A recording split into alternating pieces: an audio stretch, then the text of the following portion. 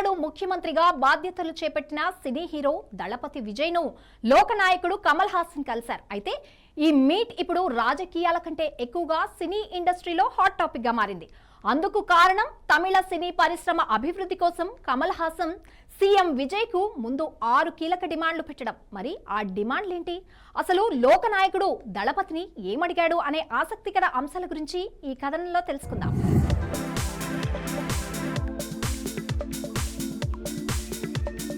తమిళనాడు నూతన ముఖ్యమంత్రి విజయ్ రాజకీయాల్లో ప్రభంజనం సృష్టించాడు. అయితే ఇది కేవలం అటు రాజకీయాల్లోనే కాకుండా ఇటు సినీ వర్గాల్లోనూ హాట్ టాపిక్ అయింది.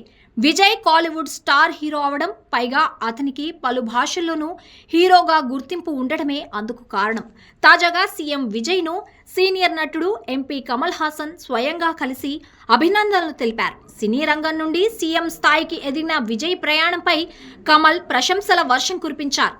తమిళనాడు అభివృద్ధిపై విజయ్కు ఉన్న ఆలోచనలు తనను చాలా ఆకట్టుకున్నాయని కమల్ అన్నారు. ఈ సందర్భంగా వారిద్దరూ కలిసి దిగిన ఫోటోలు సోషల్ మీడియాలో వైరల్గా మారాయి. అలాగే విజయ్కు Gandhi before India, India after Gandhi పుస్తకాలను కమల్ హాసన్ తన బహుమతిగా అందించారు. అయితే ఈ భేటీలో అసలైన హైలైట్ మాత్రం తమిళ సినీ పరిశ్రమ ఎదుర్కొంటున్న సమస్యలపై జరిగిన చర్చే.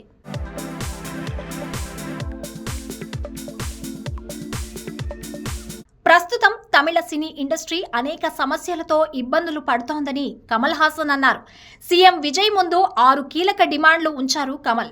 తమిళనాడు ప్రభుత్వ ప్రత్యేక ఓటీటీ ప్లాట్ఫామ్ ప్రారంభించాలని, ఎంటర్టైన్మెంట్ ట్యాక్స్ రద్దు చేయాలని, సినిమాల పైరసీని అరికట్టేందుకు స్ట్రాంగ్ యాంటీ పైరసీ టీం ఏర్పాటు చేయాలని, థియేటర్లలో రోజుకు 5 షోలకు అనుమతి ఇవ్వాలని, సినిమాలకు 8 వారాల ఓటీటీ విండో తప్పనిసరి చేయాలని, ఫిలిం ప్రొడక్షన్ ఇంటెన్సివ్ స్కీమ్ తీసుకురావాలని కమల్ సీఎంకు విజ్ఞప్తి చేశారు.